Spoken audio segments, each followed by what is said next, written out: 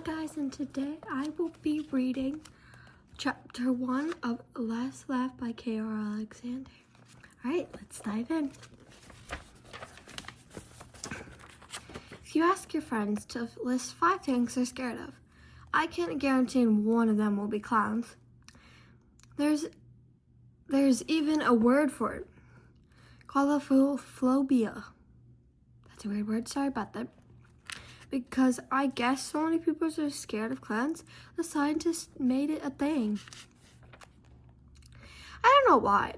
Maybe it's just ghastly painted face, or the eyes that always seem to stare into your soul. Maybe it's the cackling laugh, or the fact that they're always smiling, no matter how sad or scary the situation is. Heck, maybe it's big shoes. The point is, I never understood its behind before. To me, clowns are just silly. Adults walking around in ridiculous costumes, which clothes don't fit, and really bad makeup, and even worse, but jokes. What's scary about this, that was before. Before I went, my top 5 fears were completely rational: the dark, heights, caves, and spiders.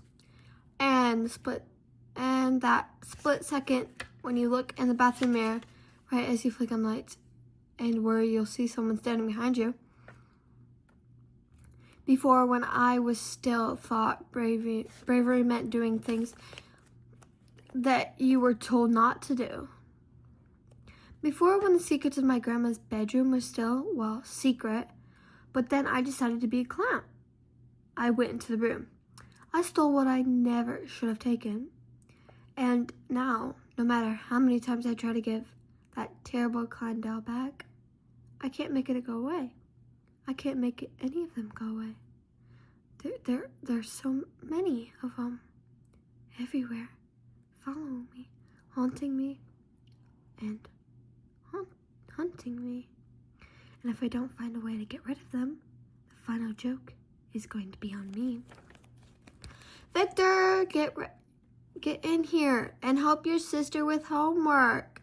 My mom's voice echoes across our apartment, piercing even my canceling earphones. I pause my game and pull them down around my neck. Why? I call out, even though I heard her the first time. I just know the question gets under her skin, almost as much as being forced out my little sister Genevieve gets under mine. I hear Mom grin in the kitchen.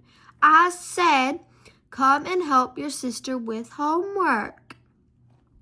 I muttered to myself as I set the controller down and get out of my beanbag chair. I half tempted to keep playing. Then when Mom eventually comes in and demands to know why I didn't help, I clearly replied she didn't say the magic word. Or not. Even though I like being right, I don't like being grounded. So, here we go. I make my way to the living room where Genevieve is sitting at the coffee table with her books and papers spread out in a mess before her. Genevieve is like my complete opposite, and always complete opposite of my older sister, Sarah. While Sarah and I are funny and adventurous and really not into school, Genevieve is a total nerd. She's super quiet, shy, and doesn't have many friends. She's 8, 4 years younger than me. Sarah's 16. Genevieve does not need my help. I think this is just my mom's way of keeping me from playing video games. Especially since we don't have school tomorrow. It's teacher's worship day. What's the damage, twerp? I asked, sitting across the table from Genevieve. Math, she replies. And I'm not a twerp. Could have fooled you. She sticks out her tongue, but she doesn't say anything else. Also, unlike me, she's complete pushover. She's got curly black hair and dark olive skin, just like me and Sarah. But otherwise, I'm tall and keep my hair cut close. Genevieve is short and her hair nearly reaches her mid-back. I lean over and start helping her work. As expected, she's already half done with her homework, but she didn't mind the extra hand. The one thing that my siblings and I have in common, we're all really smart, but Genevieve just the only one who seems proud of it. So I help her with her homework while she does most of the work. My mom finishes up dinner. Dad normally cooks, but he works Thursday nights. Sarah as well. I have no idea where Sarah is. Like usual, Mom has to sit me at the table, and she's just putting out a giant pot of pasta when the front door opens, and Sarah walks in. Sarah has streaks of blue and green in her long curls, and her clothes are mismatched in a way that totally makes sense. But it's not how she looks that makes her cool, it's how she acts. When she walks into a room, she owns it, no matter where she is. She acts like she's the hero of the story, which makes the rest of her sidekicks, I guess. She tosses her backpack on the sofa and tosses my hair. How's homework, twerp? She asks Genevieve. I snicker. She also stole the word from me, and I love how much it bugs Genevieve. Done. Genevieve replies. She stares. She glares at Sarah, and no thanks to you. Ouch, I'm slain, Sarah says with a dramatic flop to the couch. Genevieve giggles, dropping her angry front, and jumps on top of Sarah, tickling her relentlessly. Like I said, total pushover. Come on, you three, Mom says from the dining room. Time to eat. We head into the dining room and settle in. Our condo isn't huge, but it's ours. Even without Dad here today, there are just barely enough rooms for us at the table. We pile in. Sarah begins shoveling food on her plate before Mom can even set out the salad. Leave some for the rest of us, Mom yelps. Sarah chuckles, takes another small scoop, and passes the tongs to me. I make sure to serve Genevieve first before piling up the noodles on my plate. I'm her big brother, even if we can't get on each other's nerves. I gotta take care of her. Mom asks us about our days, and I'm sort of tune it out. Already thinking about upgrades I need to make in my avatar. I hear Genevieve mention some kids at school who made fun of her.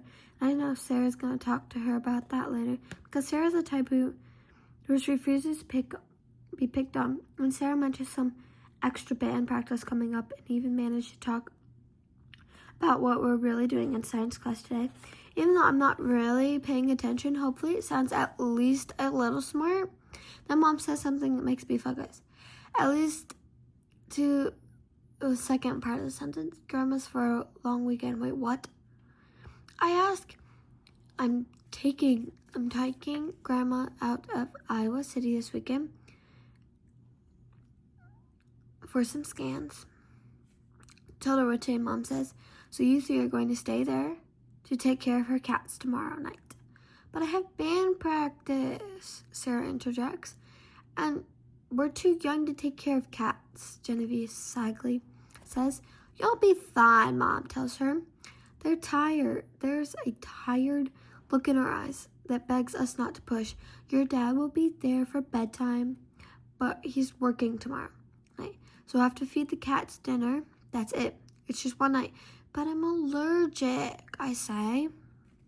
I'm not really, but I also really don't want to go over there. Grandma somehow doesn't have internet, and our phone plan won't let me stream games. I'm supposed to raid a dungeon with some friends. I mean, sometimes I sneeze a little bit at Grandma's place, but that could also be dust.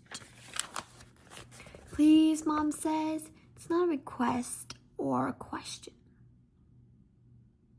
You know, I want to ask if it was it important. Are we getting paid? Sarah asks. Paid? Mom replies, yeah. Well, yeah, we should be getting paid for cat sitting. Mom lets out a big sigh. I'll take you out for ice cream after. Okay, just do this for me. This once. We will, Mom, Genevieve answers for us. I look at Sarah, and Sarah looks at me. Total pushover. But there's also no point in arguing. Thank you, Mom. Thank you, Mom says. It'll be over before you know it. If only I knew how incredibly wrong she was. Not the end. That was chapter 1 of Last Laugh by K.R. Alexander. See you next time for chapter 2. Bye.